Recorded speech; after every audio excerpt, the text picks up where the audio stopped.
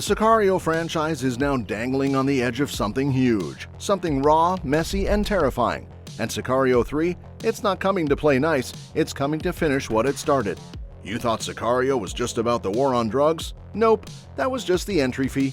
This is now a war between the people who think they're the good guys, the people who know they're not, and the guy who couldn't care less either way. Let's talk about Josh Brolin's character for a second. CIA death dealer Matt Graver. The man who casually talked about picking off a suspect's family without blinking. That guy? Yeah, that guy hesitated. When the mission turned to chaos and Alejandro and the kidnapped Isabela became liabilities, he was ordered to clean it up, as in, kill them both and move on kind of cleanup. But he didn't. He hesitated. He let Isabela live. That's like Darth Vader pausing to give a puppy CPR. So why does this matter? Because Matt Graver doesn't do feelings. He's been the hammer the CIA uses when it wants plausible deniability. Yet now, he's rattled. Alejandro was supposed to be a tool. Instead, Matt finds himself mourning him.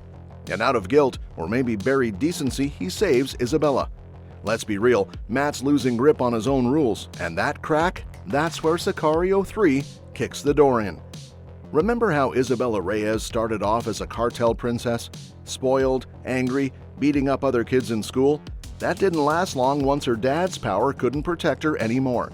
Suddenly, she was just another disposable piece in the U.S. Mexico blood game. But here's what makes her interesting: she survives. She's tossed around like a pawn, but she survives. And by the end of Sicario 2, she's under witness protection, basically on the run from a life that once gave her everything. So what's next for her in Sicario 3? Think about it. She's seen what Matt can do. She's seen what Alejandro is. She's been kidnapped, nearly killed, and saved for reasons she doesn't understand. That kind of trauma doesn't fade, it festers, and it grows into something. She's a ticking time bomb with cartel blood and American secrets. You don't put a character like that in a corner, you unleash her. On the other hand, Benicio del Toro's Alejandro Gillick is the soul of this franchise. Cold, precise, scary. And just when you think he's out, he takes a bullet to the head and wakes up. Now let's talk about that scene. He's trying to cross the border, gets recognized by a kid smuggler named Miguel, a kid he met earlier, and Miguel puts one in his head. Or so we thought. Turns out, Miguel only shot him in the jaw. Close call, blood everywhere, but not fatal. And you know what Alejandro does next? He gets up and waits. Fast forward a year. Miguel walks into a mall. Tattoos now. Full gangland transformation. Looks like a guy who's seen things and made choices he can't take back. Then, Alejandro shows up like a ghost. No revenge, just a question. You want to be a Sicario?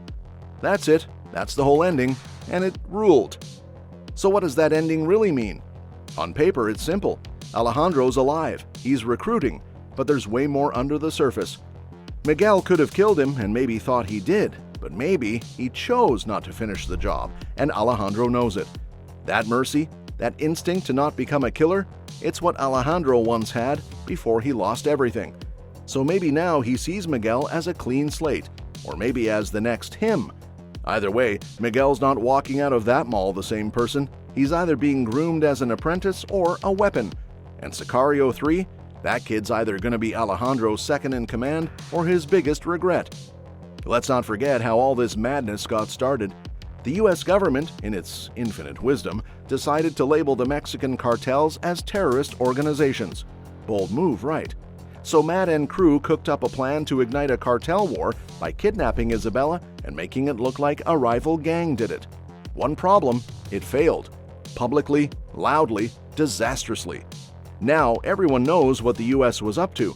The president pulled the plug. The CIA's off the leash. The House of Cards collapsed. Sicario 2 was about the price of brute force. What happens when you stop pretending there are rules and just start blowing things up in the dark? Sicario 3, that's going to be about what happens when the fallout hits home. No more shadows, no more secrets. This is where Kate Mercer has to come back. Emily Blunt's character Kate was the heart of the first Sicario movie. She was the outsider, dragged into the deep end, watching monsters hunt other monsters. And when she tried to do the right thing, they shut her down. She didn't return in Sicario 2 because, honestly, the story had no room for idealism. But now, oh, there's room. Because Matt's starting to crack, Alejandro's off the leash, and Miguel's about to get pulled into the vortex. Kate walking back into this world could light everything on fire. She's the one person who believes the system can be good. She's the mirror for Matt, the warning for Miguel, and the line that Alejandro's long since crossed. If she comes back, it's not just a reunion, it's a reckoning. 3 worlds, 1 war. You've got Kate, law, order, and moral clarity, or at least what's left of it. You've got Matt, state-sanctioned chaos doing evil things in the name of peace. And then there's Alejandro, vengeance, ghost mode, no rules, no chains. Each of them represents a different philosophy in this hellish drug war. And if Sicario 3 does what it's clearly setting up to do, it's not going to be about cartels versus the U.S. anymore. It's going to be about these 3 colliding. And that's the war we've really been waiting for. Day of the Soldado wasn't your typical follow-up. It didn't just try to copy the original, it went darker, meaner, more hopeless. But it did one thing really, really well. It set the stage. Alejandro's free, Matt's unraveling, Isabella's still out there more dangerous than she looks, Miguel just got drafted, and Kate? She's the wild card we need back in the game. Critics had a lot to say about Soldado. Some loved it, some thought it leaned too hard into Hollywood action tropes. And fair, it did get a little comic bookish at the end. Alejandro surviving a face shot?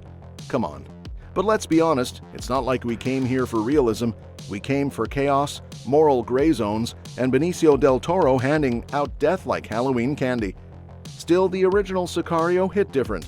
It was tight, tense, and didn't flinch. Emily Blunt's Kate was the audience's conscience, and when she got pushed out, we were left alone with the wolves. Sicario 2 tried to hold that tension, and while it delivered in action, it didn't quite burn into memory the way the first one did.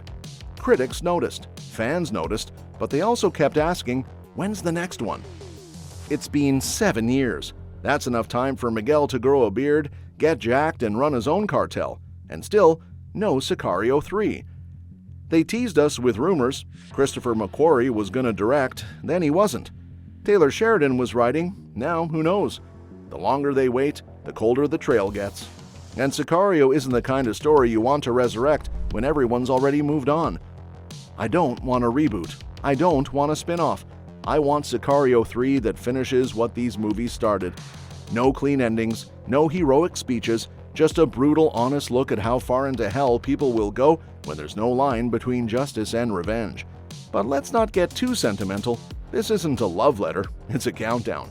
If Sicario 3 drops, I'll be there day 1. But if it fades into development limbo forever, it'll be one of the coldest missed opportunities in modern cinema.